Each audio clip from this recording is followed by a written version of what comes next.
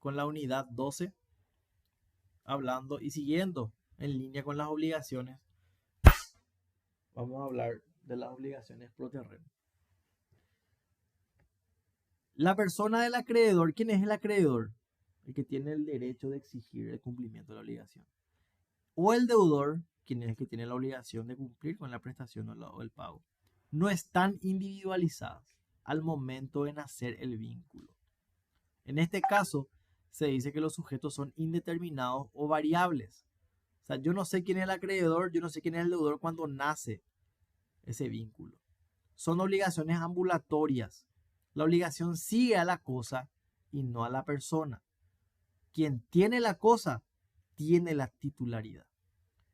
La calidad de acreedor o deudor recaerá sobre quien quiera que se encuentre en una determinada situación jurídica. Vamos a ver los ejemplos para entender qué es lo que quiere decir obligaciones pro terreno. Si Ticio es víctima del daño causado por un esclavo ajeno, acuérdense que los esclavos eran considerados cosas, tendrá derecho a ser indemnizado por quien sea el propietario al momento de promover la acción correspondiente. O sea, Luis tiene un esclavo y el esclavo de Luis me da un soco a mí y me causa un daño. Y después Luis le vende el esclavo a Wildo. Entonces, la pregunta es, ¿quién me causó el daño a mí? ¿Quién, quién es la cosa en este ejemplo? El esclavo. El esclavo es la cosa, porque él me causó el daño. ¿Verdad? El esclavo pasó de ser propiedad de Luis a ser propiedad de Wildo. Por lo tanto, la obligación le va a seguir a la cosa. Si la cosa es propiedad de Wildo ahora, contra Wildo yo me voy a ir. Porque él es el propietario de la cosa. Por lo tanto, él tiene la obligación de indemnizarme por los daños que su cosa, que mal suenando, que su esclavo me causó a mí. Otro ejemplo. Obligación del vecino de reparar un muro. ¿Se acuerdan de esto? Cuando dimos servidumbres urbanas. Oneri Ferendi. La Oneri Ferendi, que era la de construir en apoyo una casa al muro del vecino, así era. Será titular del derecho quien sea el dueño del fundo dominante al tiempo de exigirse la reparación. Deberá cumplir con su obligación de reparar aquel que sea propietario del fondo sirviente en ese momento. O sea, la obligación no le sigue al propietario de la cosa cuando causó el daño, le sigue a la cosa. Y en el momento que se ejecute la acción para reparar el daño, lo que el magistrado va a evaluar es quién es el propietario de la cosa. Y contra ese sujeto va a ir eventualmente la acción. Esa es la obligación pro terreno, ¿verdad? Creo que lo mismo ocurre cuando vendemos un pagaré, ¿verdad? Yo quité un préstamo de Shedu, no sé cuántos préstamos yo quité de Shedu a lo largo de estas clases, ¿verdad? 30 por ahí. Yo quité un préstamo de Shedu y no pagué mi deuda, como siempre, ¿verdad? ¿Qué hace Shedu? Vende mi pagaré. Entonces, quien tenga mi pagaré va a ser el titular del derecho de reclamarme el pago de la deuda. Shedu le vendió a Credit Ágil mi pagaré. Entonces, ahora Credit Ágil es el que tiene el derecho de reclamarme el cumplimiento de la obligación. O sea, la obligación le sigue a la cosa, no a la persona. Esa es la obligación pro terreno. Otro ejemplo. Obligación de restituir lo obtenido mediante violencia de quien posee la cosa mala vida o se ha beneficiado por ello. Había una acción cuando existía la rapiña, ¿verdad? Entonces, una situación es Wildo me pudo haber robado mi reloj. Pero Wildo, ¿qué hizo con mi reloj? Le vendió a Luis. Yo le voy a reclamar a Luis. Porque él posee la cosa mala vida. Ese reloj era mío. Yo sé que Wildo me robó.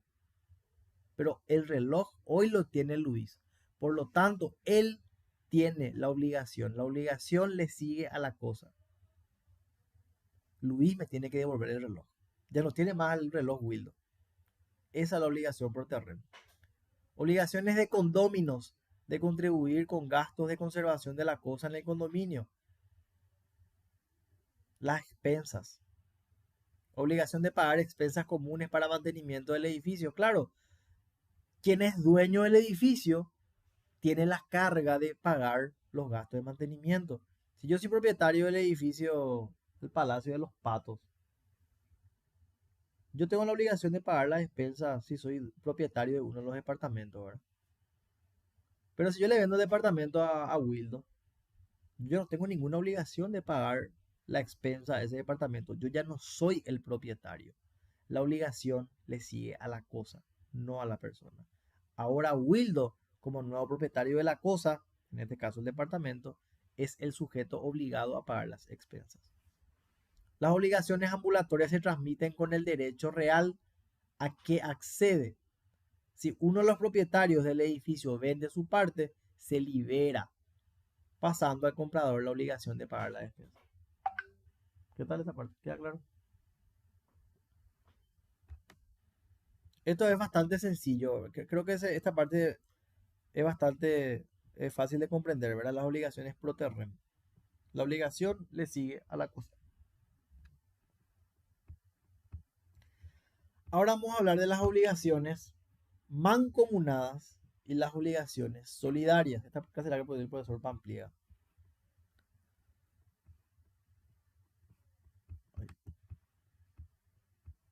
¿Cuáles son las obligaciones mancomunadas o simplemente mancomunadas?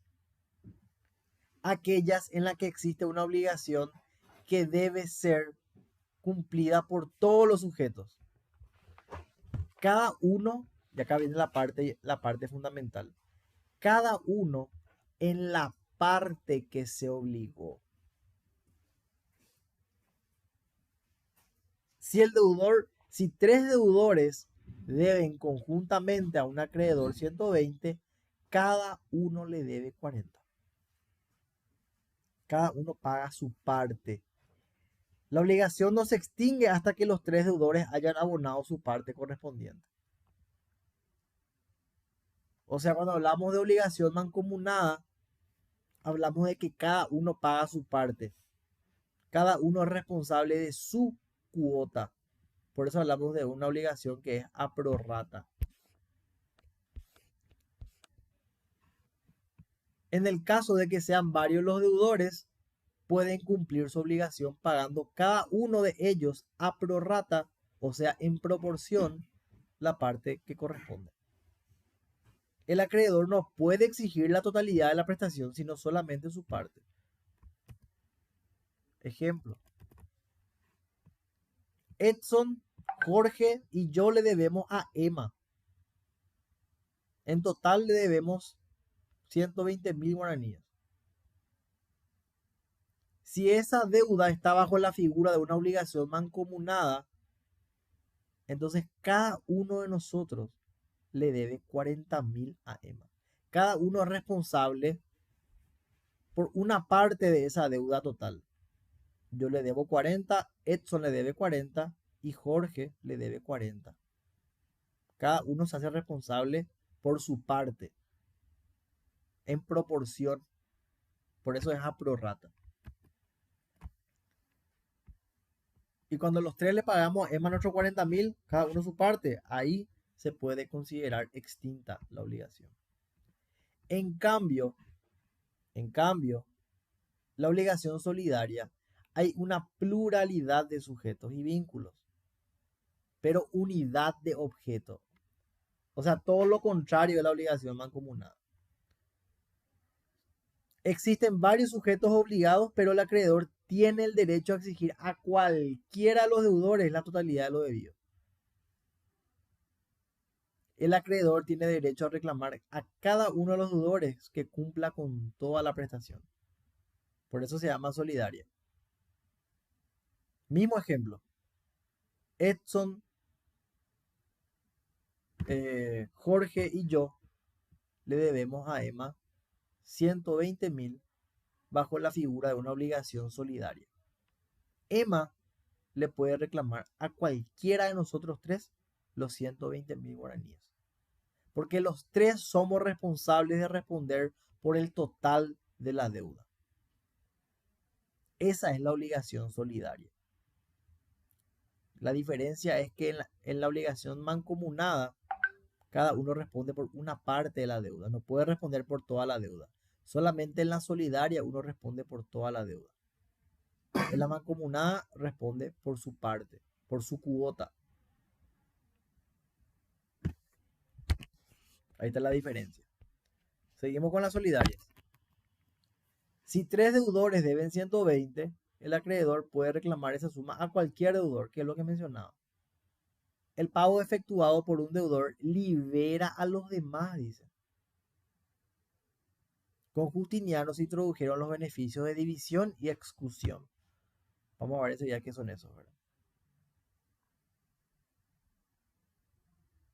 Entonces, si Jorge, Edson y yo le debemos a Emma bajo la figura de una obligación solidaria 120.000 y Edson le paga a Emma 120.000,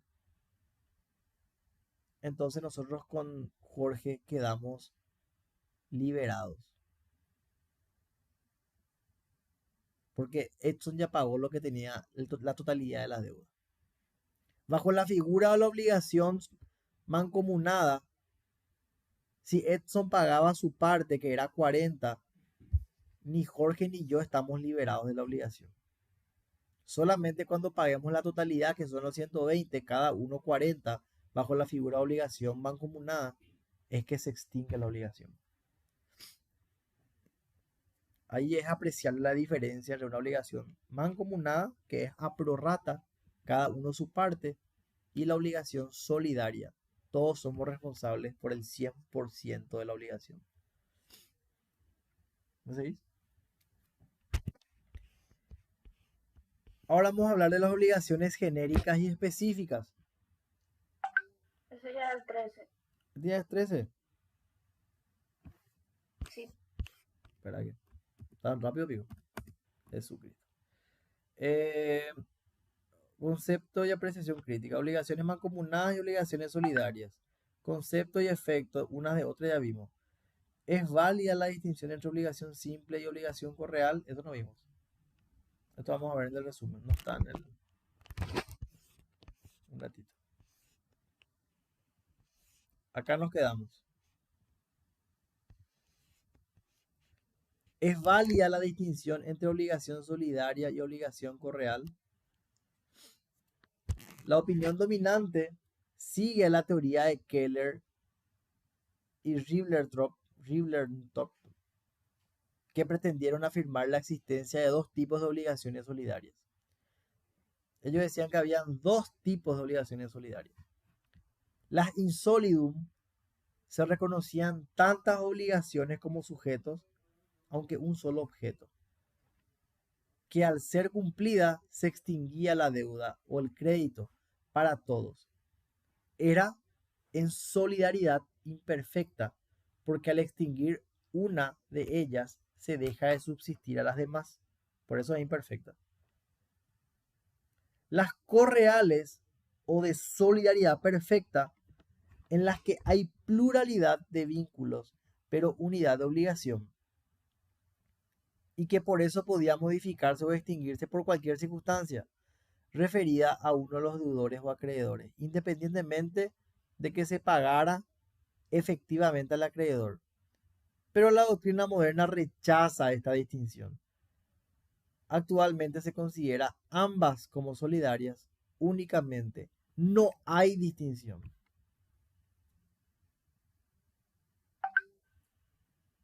Entonces, no es válida la distinción entre obligación solidaria simple y obligación correal. Actualmente no hay distinción. No existe. Esto en la opinión de Keller y Ribbentrop. Eso lo tenemos que saber, porque puede preguntarle al profesor esto, ¿verdad? Fuente de las obligaciones solidarias. Estamos siguiendo el programa. 3 son las fuentes de las obligaciones solidarias: la estipulatio,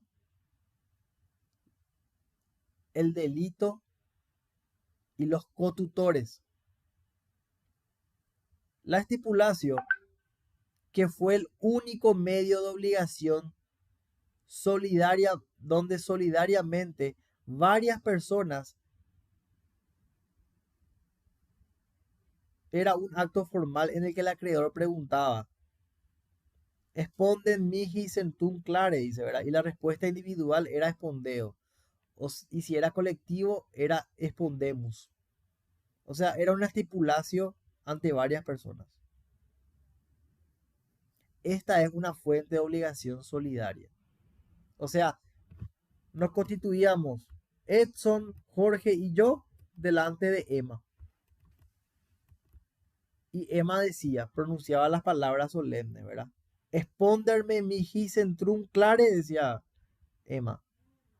Y nosotros con Edson y Jorge respondíamos, espondemos. Si se efectuaba esa formalidad, entonces la obligación era solidaria. Cada uno era responsable por el total de la deuda. Señora, Dios mío, gracias. Qué amable, gracias, señora. Así lo que hago todo bien, señor. Gracias, señora, muy amable. Vamos a comer antes que se enfríe. Envía un pedazo por acá, día virtual, por si. No les quiero mostrar porque le va a dar envidia, pero les quiero decir que tiene queso, ¿este qué es? Queso crema. No, pues tiene muchos tipos de queso ahí, pero bueno. Pero no les voy a decir nada para que no se sientan mal. Entonces, 3 son las fuentes de las obligaciones solidarias. Ya terminamos ya, falta poco para terminar. La estipulatio, el delito, cuando se cometía por varios sujetos y respondían ante la indemnización solidariamente. O sea, si Edson, Jorge y yo entrábamos a robar a la casa de Emma, no es que cada uno respondía por lo que robó, no. Los 3 respondemos por el total del daño que le causamos a Emma. Por eso el delito es una fuente de obligación solidaria. Y los cotutores. Esto era cuando el juez designaba más de un tutor para el pupilo. Cada uno de los tutores era responsable del 100% de la administración de los bienes del pupilo.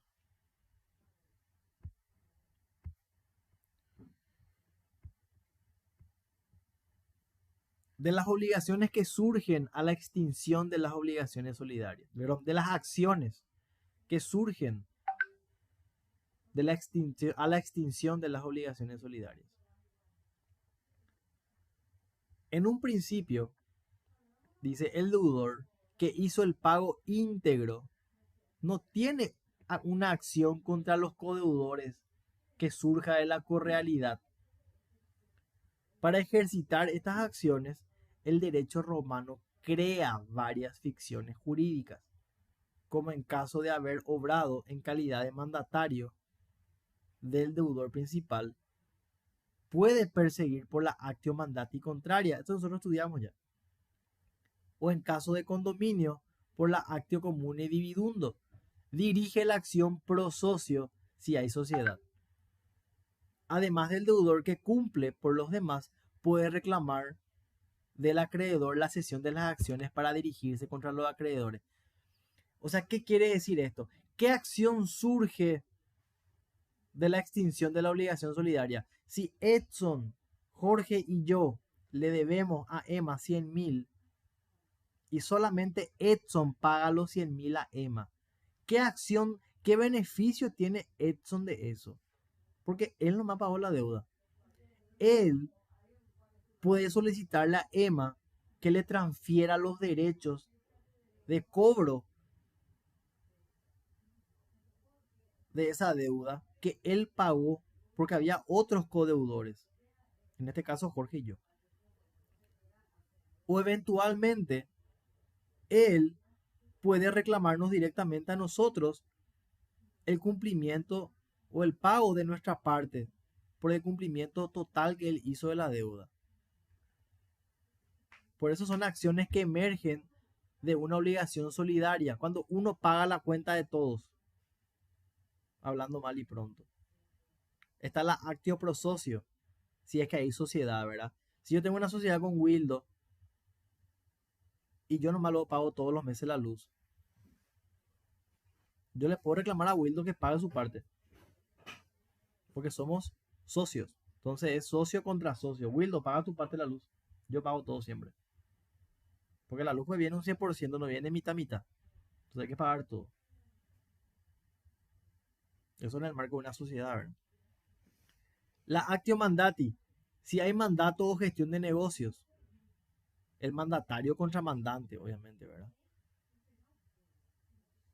Y la actio comune dividundo en caso de condominio. O sea, si es uno de los condóminos nomás lo que incurren los gastos de mantenimiento, ese condomino puede reclamarle a los otros la parte que le corresponde. Porque solamente él está cumpliendo con el 100% de la obligación. Entonces él adquiere el derecho de reclamar a los otros condóminos que no están pagando, que cumplan con su parte de la obligación. Esas son acciones que surgen cuando se extinguen acciones, obligaciones solidarias. Hay dos acciones más, perdón. La actio familiares eriscundae en caso de coherederos. Legatario contra heredero. La actio de cesión de acciones para que el deudor pueda dirigirse contra los codeudores otorgada por el acreedor original, que es lo que vimos hace rato el ejemplo de Emma, ¿verdad? ¿Cómo era, señora? Que es el ejemplo que vimos hace rato, ¿verdad? Cuando Emma, en calidad de acreedora, le cede los derechos de cobro de esa deuda a Edson, porque él pagó la deuda total. Entonces, Edson, ¿qué hace? Repite contra nosotros, porque Jorge y yo no pagamos la deuda. Esa es la actio de cesión de acciones, ¿verdad? ¿Y cuáles son las clases de obligación solidaria? Activa cuando existen varios acreedores y un solo deudor. Esto es importante saber. Varios acreedores y un solo deudor es una obligación solidaria activa. Cuando hay un acreedor y varios deudores es pasiva. Y mixta es cuando hay pluralidad de acreedores y deudores. O sea, cuando hay más acreedores, cuando hay un solo deudor y varios acreedores es activa. Cuando hay un solo acreedor y varios deudores es pasiva. Y mixta es cuando hay varios acreedores y varios deudores. Con eso terminamos la unidad número 12. ¿Verdad? 12, ¿verdad? Sí, 12. ¿Preguntas? ¿Dudas?